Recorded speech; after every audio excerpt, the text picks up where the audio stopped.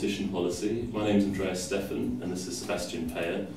We were the co-organisers of this year's CCP annual conference held on the 14th and 15th of June on the subject of what do public and private sanctions and competition policy actually achieve. We heard a range of views over the 2 days from different disciplines. We are a multidisciplinary centre and feel it's very important to draw from law, economics and political science perspectives on competition policy. Interestingly, we heard a couple of presentations which questioned some of the fundamental assumptions we make in competition policy, especially in relation to enforcement, the fact that sanctions work, that they deter. So, for example, Christine Parker from Australia presented some survey results which suggested that, in particular, smaller businesses don't see the legitimacy of competition law enforcement. We also had a political science perspective from Angela Vigor, who talked to us about the free market assumptions that we all seem to accept as truths, and how there may be an alternative way of approaching the problem of anti-competitive behaviour. One of our other speakers was the Right Honourable Norman Lamb MP for North Norfolk, who is also the business minister responsible for the current reform of the UK competition enforcement regime. And one of the things that was interesting about his talk in setting out the reforms is the government's continued commitment to competition policy enforcement. And we tend to see this across the world, that governments tend to really be embracing enforcement, whether it's private or public, and feel that imposing sanctions on anti-competitive behaviour has a number of benefits to the wider economy, such as competitiveness and growth.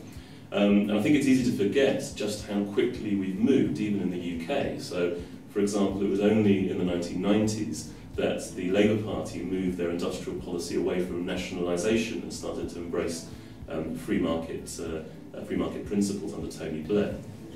As well as a diverse set of academic perspectives at the conference, we also heard from Amelia Fletcher, who is the chief economist at the Office of Fair Trading, and also Senta Velianovsky, who is an economics consultant with Case Associates. In terms of private enforcement, we saw some number of very interesting presentations.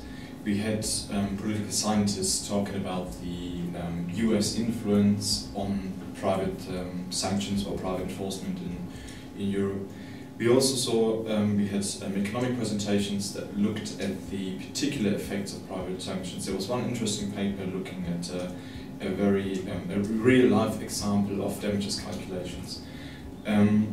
We then had a very intense policy discussion about the current consultation on private antitrust enforcement in the United Kingdom, and we were joined by Anna Morphy from Freshfields. We had Ian Mansfield from BIS and John Holmes from the consumer organisation Which, and there were some very interesting thoughts on the current consultation documents.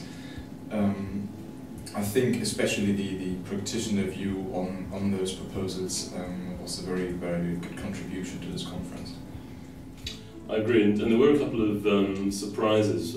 For example, the lawyers who attended the conference didn't seem to be very enthusiastic for this 20% overcharge presumption that is being discussed in the private enforcement consultation. They very much said that actually the difficulty is accessing proof to establish an infringement, especially in original actions, rather than worrying about calculating the overcharge. They said that calculating damages is something that's very well established in English tort and in commercial law, and it's not something that really troubles them. What troubled them more is the fact that the 20% presumption goes against the fundamental principle in tort, which is that it's the burdens for the claimant to show that there has been a loss or an injury, rather than having to rebut a presumption of a loss or an injury. There was also a very interesting proposal as to the calculation and distribution of damages. What the lawyers pointed out is that the problem is not really calculating the damage, but the problem is rather the distribution of the damages in a successful follow-on private action. So there was an interesting proposal that one could separate distribution of damages from actual calculation. So, for example, establishing a fund or an expert who determines the exact amount, and then the defendants are not involved in the distribution of the actual compensation. So this was what I think a very interesting proposal, a very interesting thought, because a lot of the problems in litigation actually stem from the fact that it's not quite clear how to distribute the damages reward. Yeah, next year's conference will be about institution, and again we hope to welcome speakers from law, economics, and political science, and we also hope that we will welcome you next year here in Norwich.